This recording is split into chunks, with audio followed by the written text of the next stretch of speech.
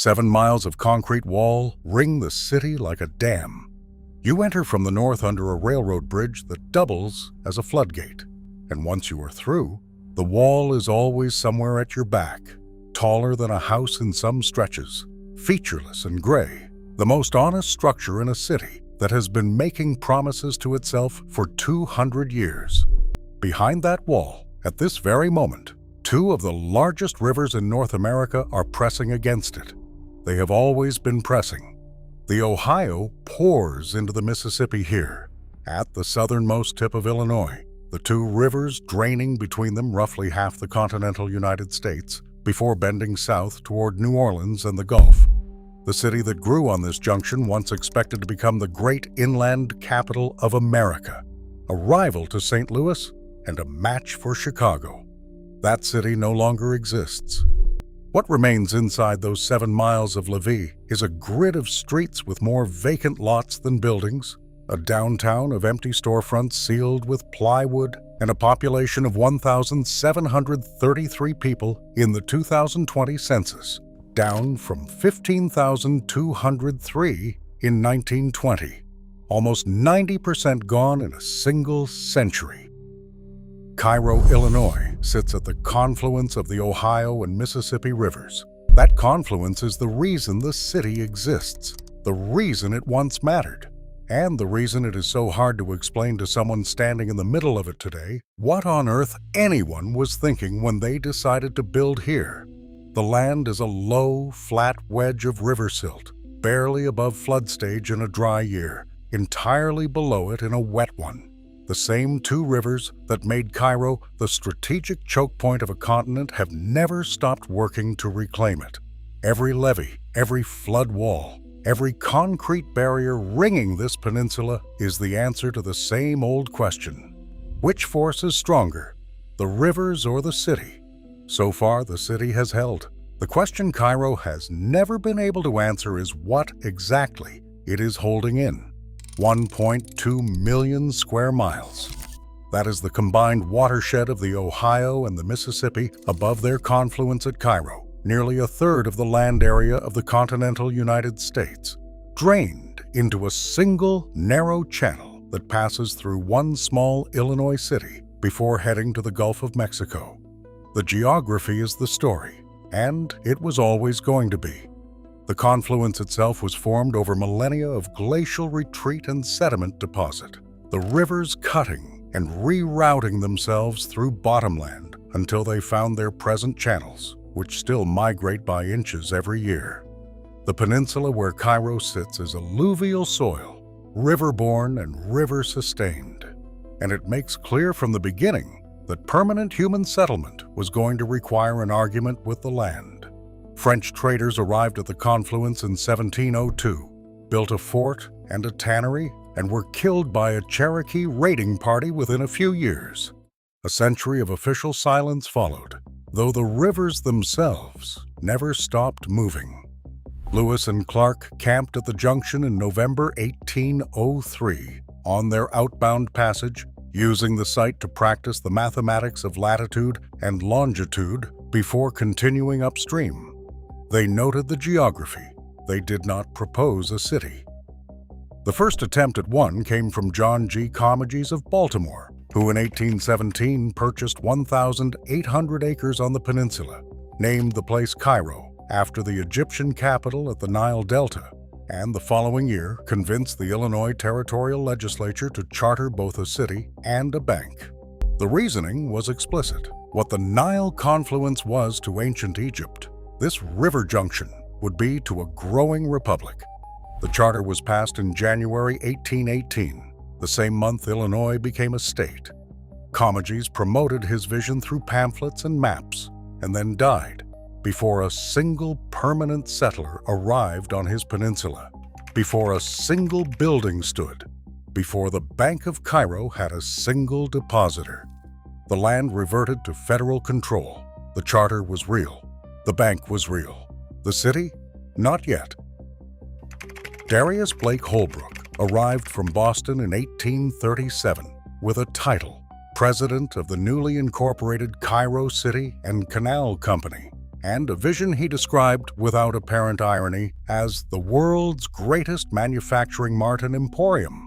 He was a promoter in the grand tradition, confident, persuasive, and operating several steps ahead of the available evidence. He understood that the confluence was worth something. He had less clarity about the land itself. Holbrook hired several hundred workers and set them building. Levees rose along the riverbanks. A dry dock took shape. Sawmills and ironworks went up. A two-story frame hotel appeared on what Holbrook intended to be a main thoroughfare. Warehouses and residential cottages followed, and a store operated out of a boat moored at the waterfront. The work was hard and the conditions were punishing. Summer heat breeding mosquitoes in numbers that made outdoor labor nearly impossible by mid-afternoon. Streets that turned to mud the moment it rained, and the permanent background anxiety of two massive rivers just beyond the earthwork walls. The workers who came to build Holbrook's dream could not purchase a single foot of land once they arrived. Holbrook owned everything. One resident, Moses Harrell, later wrote that even personal liberty and freedom of thought were brought into direct antagonism with the scheme that at no price, in no shape or form, could a resident become a freeholder. Everyone lived in Cairo only during the pleasure of its lord of the manor. To fund the construction, Holbrook had turned to London. The Cairo City and Canal Company bonds found eager purchasers through the banking house of John Wright and Company, and the British investor class, captivated by American frontier promise, obliged. Among the bondholders, reportedly, was Charles Dickens, then at the height of his fame. By 1839, Cairo's population had reached 1,000. It had the appearance, if not the substance, of a city taking hold. Then, in November 1840, Wright and Company failed in London. The bonds became worthless. The workers left. The shopkeepers left. The people who had been feeding and housing steamboat traffic on the river drifted away. Within 2 years, Cairo's population had dropped below 200. The 1845 census found 113 people in 24 families on a peninsula that had been advertised as the next great American metropolis. Dickens visited in 1842 and called it a dismal swamp, describing the soggy, abandoned settlement with the particular pleasure a disappointed investor takes in confirming his worst fears. He fictionalized the experience in Martin Chuzzlewit, where his protagonist buys land in a place called Eden Sight Unseen, arrives to find a malarial ruin, and contracts a fever trying to survive it. Cairo was a good joke if you had not lost money on it. The city had now died twice, but in 1853 someone began selling lots again. The Illinois Central Railroad was coming, and the confluence was worth another bet. On November 22, 1854, the first train pulled out of Cairo. The trip to East St. Louis took 12 hours. That same year, Cairo counted 3,798 steamboat arrivals, 700 more than St. Louis. The two numbers belong together because they tell the same story. The thing that had always been missing from every previous attempt at Cairo was not the geography. The geography was, and had always been, exceptional. What was missing was a second anchor. A city at the bottom of one of the great river systems of the world still needed something to tie it to the land side of commerce, something that ran in all seasons and did not depend on the river's mood. The Illinois Central Railroad became that anchor. Completed all the way to Galena in the northwest corner of the state in 1856, it made Cairo simultaneously the southern terminus of the longest railroad in the world at the time of its construction and the head of the river corridor to New Orleans. Congress had already designated Cairo an official port of delivery in 1854, giving it federal customs status and formalizing what geography had always implied. This was the gateway between the river economy of the South and the rail economy of the North. The flywheel started turning. In 1859, Cairo shipped 6 million pounds of cotton and wool through its docks, along with 7,000 barrels of molasses and 15,000 casks of sugar. In 1860, it became the seat of Alexander County. Its population that year was 2,200, and the newspapers were predicting, not unreasonably, that it would surpass St. Louis within a generation. William Parker Halliday read those predictions and believed them. He was 32 years old in 1860, born in Rutland, Ohio, a steamboat captain who had worked the Mississippi and Ohio rivers long enough to understand what the confluence actually meant when both a railroad and a war arrived at the same time. He had been in Louisville running a grain business. He saw what was coming and moved. By February 1861, Halliday had established Halliday, Graham and Company on Cairo's levee and moved his mammoth wharf boat down from Mound City, Illinois, a floating business platform the newspapers predicted would make him the most extensive forwarder in the Mississippi Valley. He organized a citywide celebration when the boat arrived. The railroad and the rivers together had solved the problem that had killed Cairo twice before. They gave the city a reason to exist that did not depend on London bond markets or the persuasiveness of a single promoter. It depended on geography. And then, in April 1861, the Confederacy fired on Fort Sumter, and the most strategic river junction in America became a military objective. On the night of November 11, 1909, a mob of approximately 10,000 people gathered along Commercial Avenue. The city's total population was 14,000. That means the crowd represented nearly every adult in Cairo, assembled in the street on a November evening to watch two men die. 3 days earlier, a 23-year-old shop clerk named Anna Pelly had been found murdered. A black laborer named William James, known around the neighborhood as Froggy, was accused of her rape and murder. No completed investigation connected him to the crime, but Cairo in 1909 did not wait for investigations. The sheriff, anticipating what was coming, drove James north to a jail in Karnak, Illinois, 27 miles away. About 300 men, followed by freight train, overpowered the guards and brought James back. At the corner of 8th Street and Commercial Avenue, where a steel arch spanned the intersection, someone threw a noose over the metalwork. The rope broke. James fell. The mob fired more than 500 bullets into his body.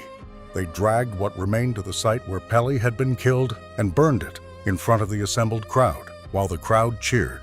Contemporary newspaper accounts describe women at the front of the rope before it broke. The same night, a separate faction had been working on another prisoner. Henry Salzner was a white man who had been charged in August with murdering his wife with an axe. He had nothing to do with the Pelly case, but he was available. The mob hammered through the bars of his cell for more than an hour, while Salzner pleaded his innocence. When the bars gave way, they dragged him to a telegraph pole at Washington Avenue and 21st Street and hanged him at 11:15 in the evening. His body was left in the street and claimed by his father the next day. 2 men were dead. Cairo had conducted its justice. The counterintuitive consequence was that the lynching moved the Illinois legislature to pass a series of anti-lynching and anti-mob laws that became a reform model across the Midwest.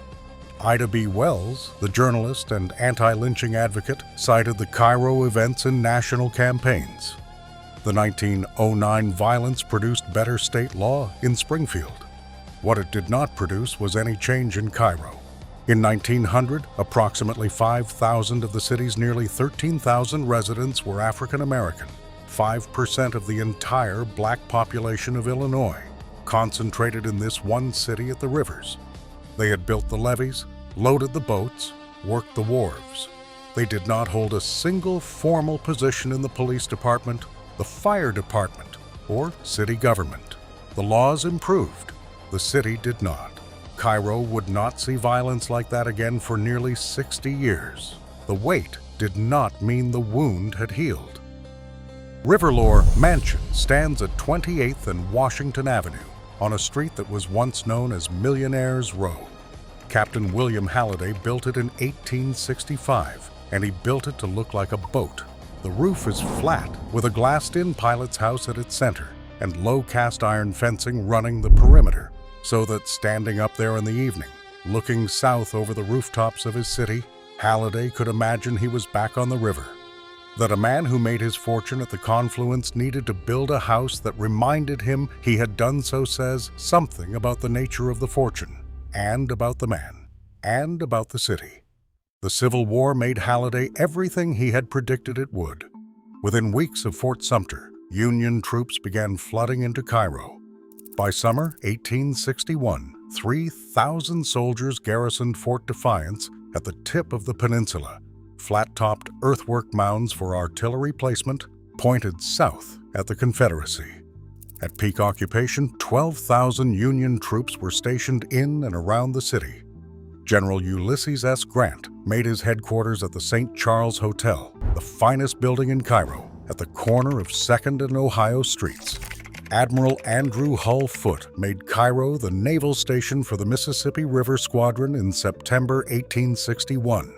Grant launched the Western campaigns from here: the Battle of Belmont in November 1861, the capture of Forts Henry and Donelson in early 1862. Within 4 months of taking command at Cairo, Grant had pushed Confederate forces from the Illinois border to the Tennessee border. The war that Holbrook had predicted would kill the river economy turned out to be the thing that finally built the city. Halliday and his partners signed a contract with Grant's Army for use of the wharf boat facility at $1,000 per month, with no expiration date. The friendship between Halliday and Grant opened doors throughout the command structure. When the soldiers went home after 1865, the infrastructure they had built stayed. The rail connections, the warehouse capacity, the banking relationships. Halliday stayed too, and he expanded. His brothers bought the St. Charles Hotel in 1880 and renamed it the Halliday Hotel, which for decades remained the finest accommodation between St. Louis and Memphis. He founded the City National Bank of Cairo. He built the Cairo Street Railway Company, the Cairo Telephone Company, the Cairo Gas Company. He sat on the board of the Cairo and Vincennes Railroad.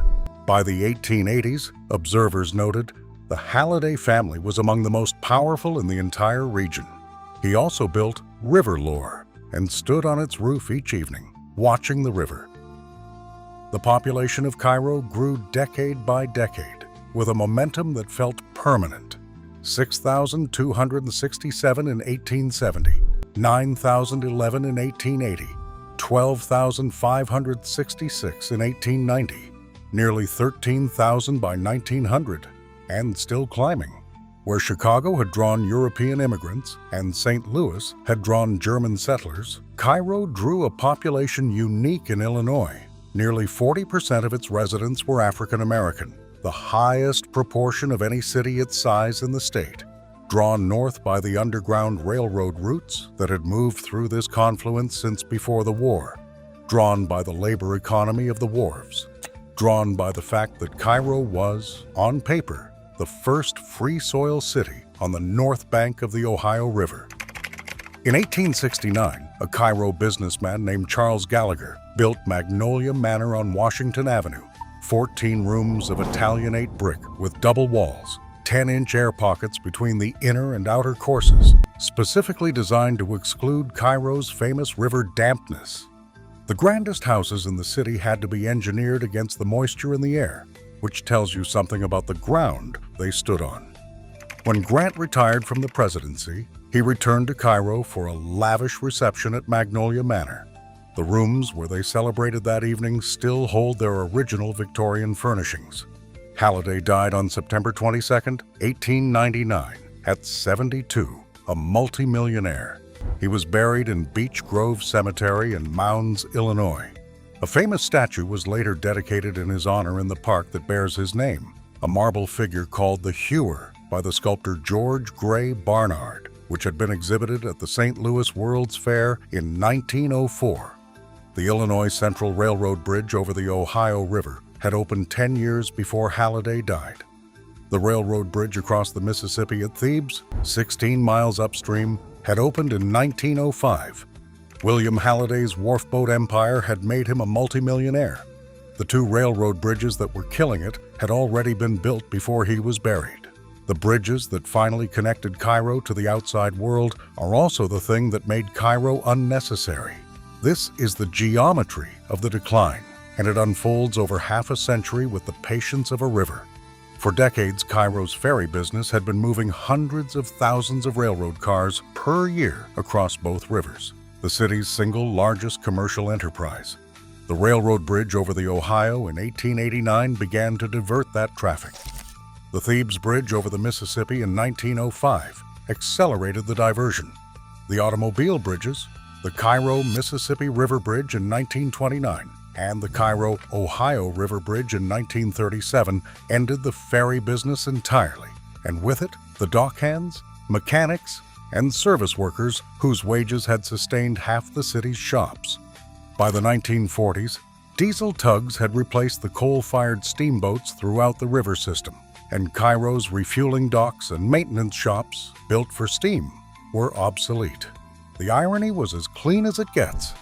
Cairo had spent 80 years lobbying for better connections to the national transportation network, and every new connection it received made it slightly less necessary to stop in Cairo. The population held at its 1920 peak of 15,203 through the following decades. But the economic floor was gone. By the early 1960s, the unemployment rate in Cairo was more than twice the national average. Both the white and black communities were suffering. But the black residents, nearly half the population, had spent generations locked out of formal city employment, the fire department, the police force, and City Hall, which meant they had no pension, no seniority, no institutional stake in what happened next. That exclusion was not incidental to the city's collapse.